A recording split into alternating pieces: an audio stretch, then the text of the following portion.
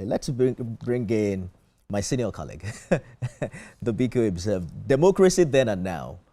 I'd like us to touch on press freedom, right? And the evolution of the fourth estate of the realm in the past 26 years.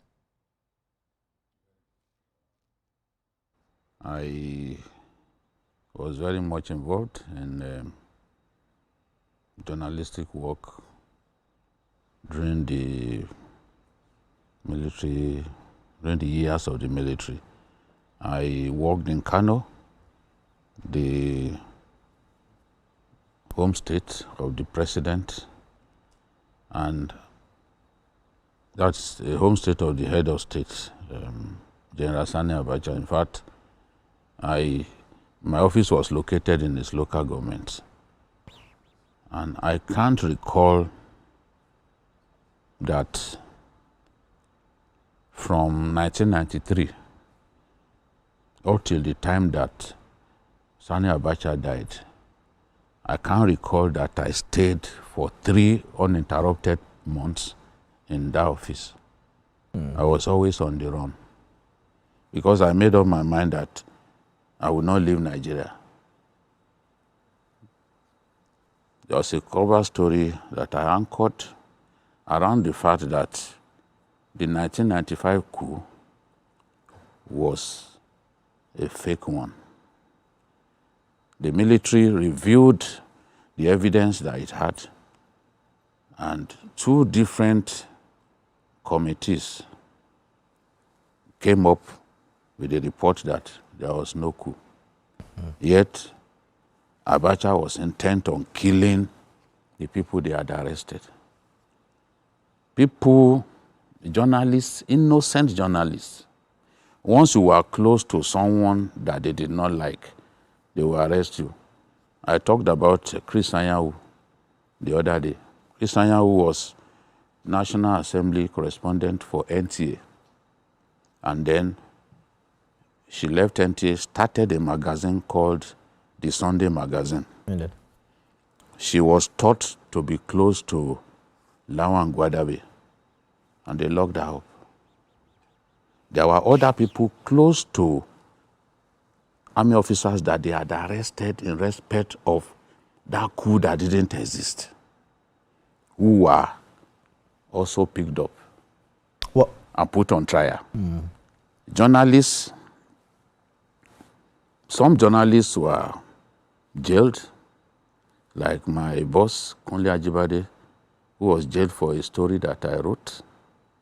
He didn't know about the story, because at the time when it was Apollo Oyom that came to my uncle's house, Nakiode, to say, Jide, you are the best person to write this cover story.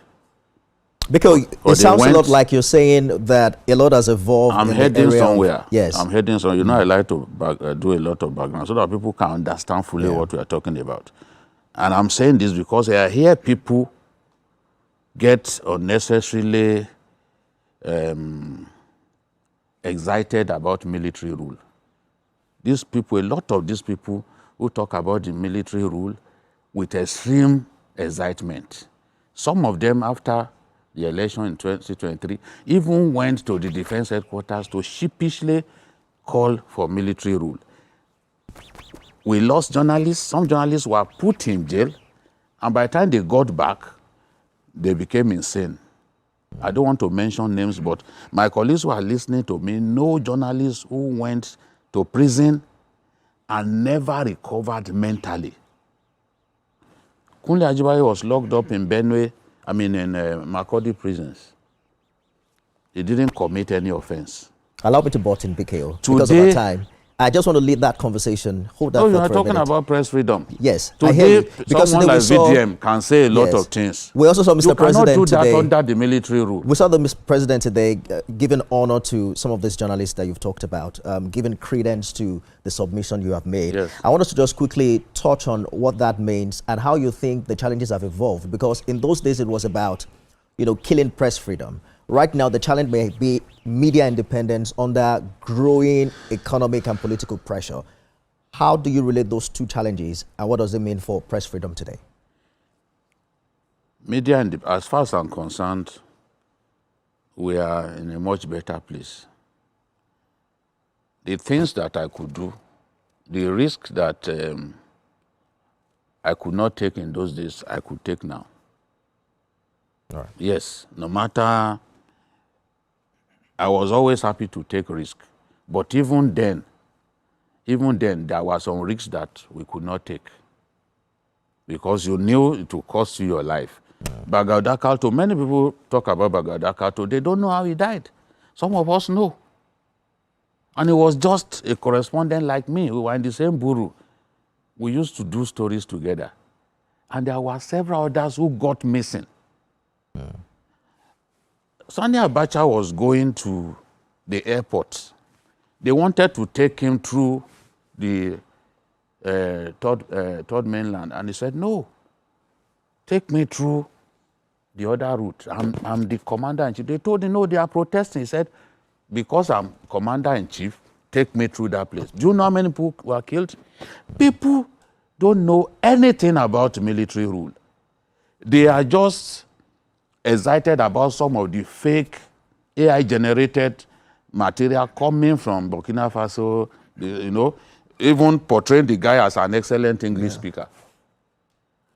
If they tasted a whiff of what some of us saw, they won't be talking about military because they take away all of the freedom that you can have. The heroes that we are talking about today, many of them were jailed several times. Femi Falana was locked up in Adeja prison. I remember when his wife used to come, they would first come to my office, in Kano. So press freedom, as far as I'm concerned today, there is so much press freedom. But all freedoms have limitations. Indeed. Look, I can tap Barrister Wonikoko, but if I tap him in a way that hurts him, he's going to respond. All right. So your rights, everybody must know that rights are not absolute in nature.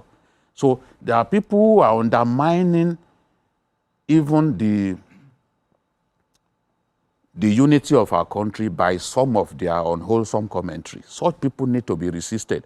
And if they get resisted, there's no reason for anyone to imagine that, that's an abridgment of their rights. Those rights are not absolute, and lawyers will admit to that.